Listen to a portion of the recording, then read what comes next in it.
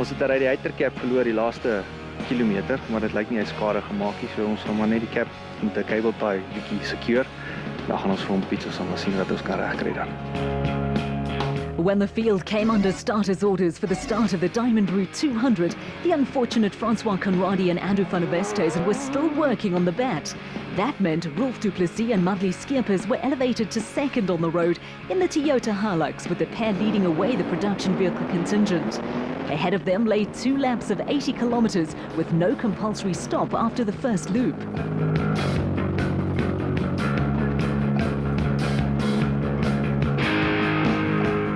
There was a family touch when Chief Timekeeper Lizelle van Aert flagged away her father and brother, with Jaco and Jan van Aert also moving up a place on the road courtesy of Frans Conradi and Andrew van der Westhuizen.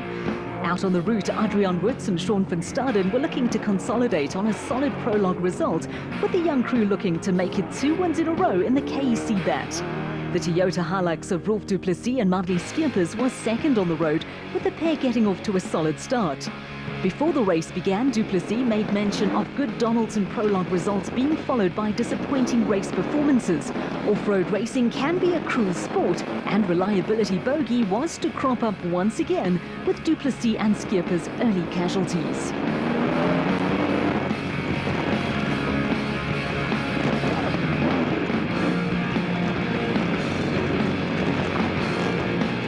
Behind Woods and van Staden, some close early battles soon developed. Jaco and Jan van Aert were quickly under pressure from Sandmaster pair Johan Mitchell and Naldo Pieterse in a duel that had possibilities. The 2 special vehicles were followed by Jason Venter and Vincent van Alleman, who were now leading the production vehicle category and Class D in the 4x4 Megawool Toyota Hilux. The father and son combination of Tony and Michael Gouveia were in their customary place at the front of the Class B field in the Gearbox Services bat. Behind the Benoni pair, their closest special vehicle championship rivals had picked up an early place or 2.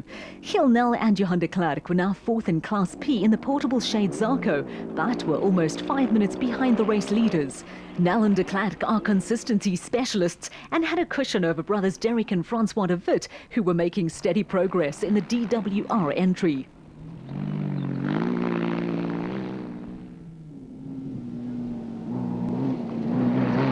There was also steady progress for Johan Steyn and Sean van den Berg, who were running second in Class B. On the debit side, they were more than 3 minutes behind Tony and Michael Gouveia, but on the credit side, Steyn and van den Berg were around 5 minutes clear of Manny Fernandez and Joshua Hayser in the Caterpillar Sandmaster. Elsewhere, more close battles had developed, with Tinus Leroux and Gustav Pinard surviving a spectacular moment while being chased by Class E leaders Ian Boshoff and Mia van Wyk in a Toyota Hilux. At the 30-kilometer mark, Boshoff and van Wyk had opened up a comfortable 3-minute plus cushion over Jandre Kutsia and Peter Jacobs. Throughout the field, there were interesting little duels emerging, with dust a problem for crews who were chasing cars ahead of them. At the front of a little train of cars, Chris Kuneker was over 24 minutes down on the Class B leaders, but was fighting off the attentions of Henny Lemmer and Paul Slubbert, who was second in Class D in the Mitsubishi Colt. Running in the Mitsubishi's dust was Botswana driver John Boxhoorn in the single-seater WPP. Boxhoorn was only 20 seconds adrift of Kuneker, but passing Lemmer and Slubbert was going to be a problem, and he was being closed down by Jaco Venter and Henk Seefunk in the Nissan, running third in Class D.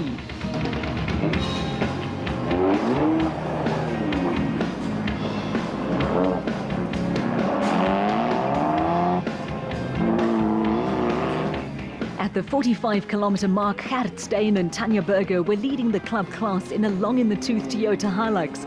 For all that, the Hilux had not missed a beat, with Steyn and Berger passing a few spectator buckies of more recent vintage.